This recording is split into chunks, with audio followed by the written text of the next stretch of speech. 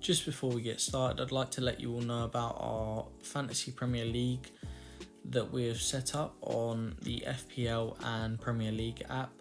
All you need to do is type in the code that we have below, which is to join the Mickey Mouse Championship. We've already got a couple of players in, but make a team, join us, and see how you go.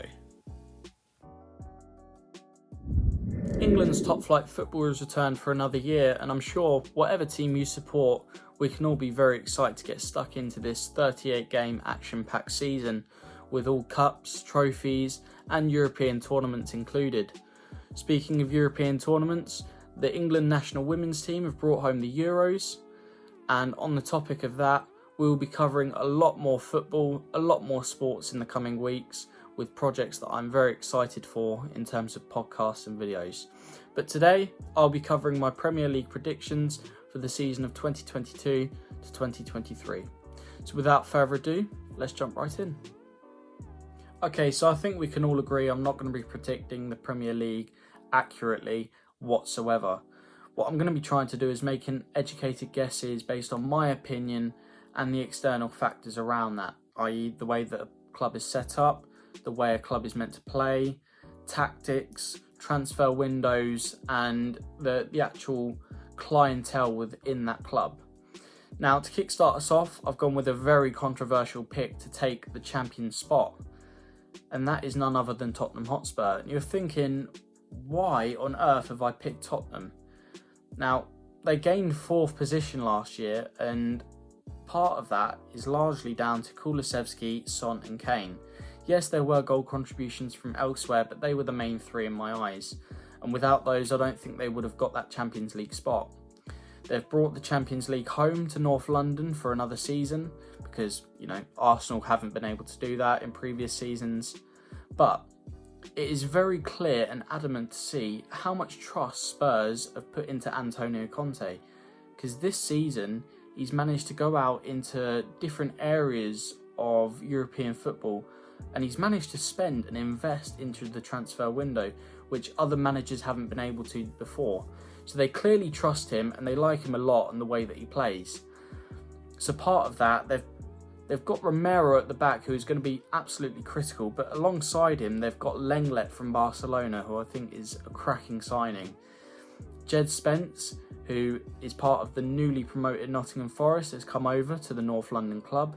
He's going to bring abundance of attacking opportunities via crosses, shots. He's going to have that pace to burn down other fullbacks as well and wingers to try and get past.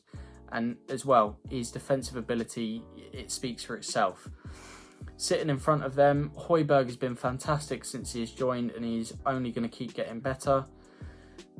However, you've got Perisic, you've got Yves Bissouma that has come across from Brighton, Richarlison at Everton, and that is just clearly going to back up Kane, Son, Kulusevski and every other single player in that team to try and score more goals. They've got that defensive set in now. That is going to be an absolute wall to try and break down. I think they're going to be a potent force this season, and hence why I've put them first ahead of the reigning champions, that is Manchester City. And you're probably wondering, where do they sit now? I've put them second, simply because I don't think that they were the team that they have been in previous seasons. They're without Zinchenko, they're without Jesus, who have both gone to Arsenal and they've performed fantastically for them against Crystal Palace on their debuts. Zinchenko even got an assist. And Jesus looked incredible like he has done in pre-season. I think they can go a long way, Arsenal. But back on the topic of Manchester City, you could probably say, yes, they've had a fantastic transfer window as well, but you sort of have to look at Man City's setup. I can't see where Phillips is going to go in there. Who is going to be coming out for Phillips to go in? And as well, Haaland is nothing short of exceptional. He's one of the best strikers in Europe right now. He's come across, but he hasn't looked himself. He hasn't looked the fantastic attacking option that they had at Borussia Dortmund. And with Sterling being sold to Chelsea as well, I just don't see that there's going to be as many goals in there. You know, when you look at a Premier League table, there's probably a certain amount of points that you need to reach. And I don't think Pep's going to be meeting the requirements he has done before, which has led me to moving them to second place. Now, moving on to third, it's a bit of a controversial one again, but I've put Manchester United. Now, under Ten Hag, they've looked well structured, well set up, and they look well drilled. Ten Hag doesn't look as if he's taking any crap from any players. He doesn't care. He wants to have his team a certain way. Yes, I think they're still looking into trying to get hold of De Jong, as there is misconceptions between Barcelona and Manchester United. I think Chelsea is still within the ranks, but for the signings they have made, they seem to be average, but they're going to strengthen the already strong Manchester United side. At the moment, Cristiano Ronaldo is still there, and he was the main goal-scoring force for them last season. So that clearly isn't going to change, which has led me to put them into third position.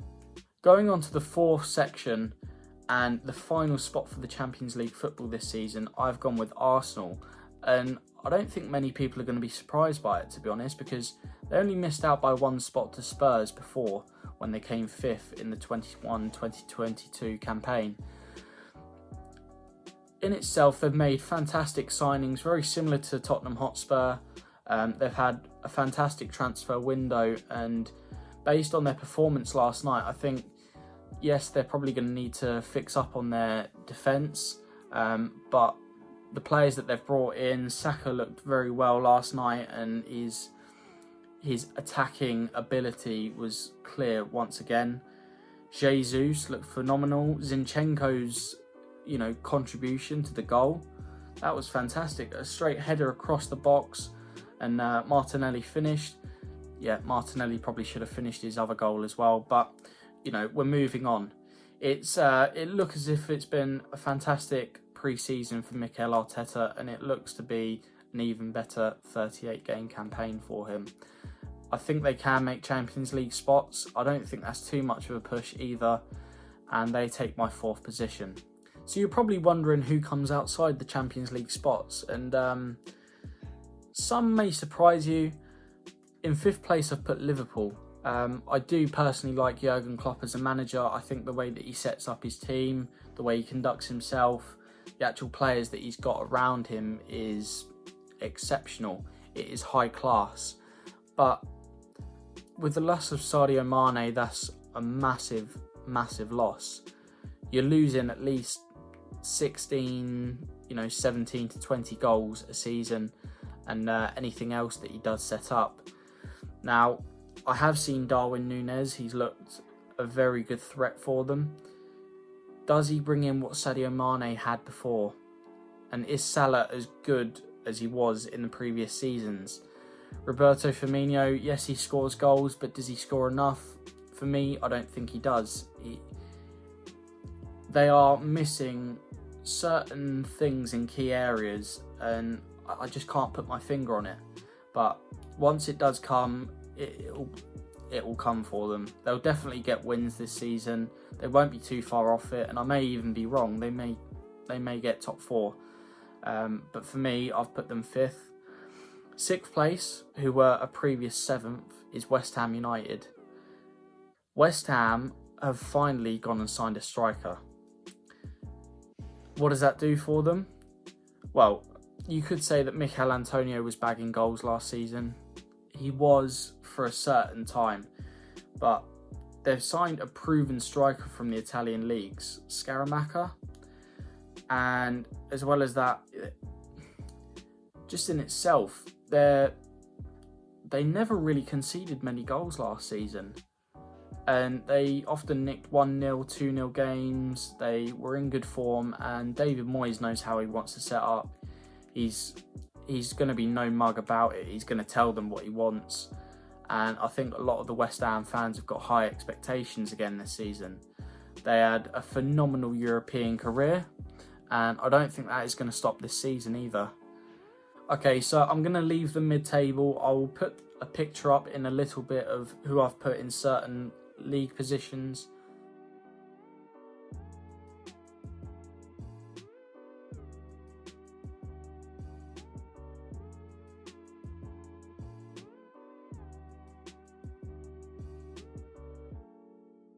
Straight to the relegation places. I've gone with the first relegation spot in 18th is Leeds.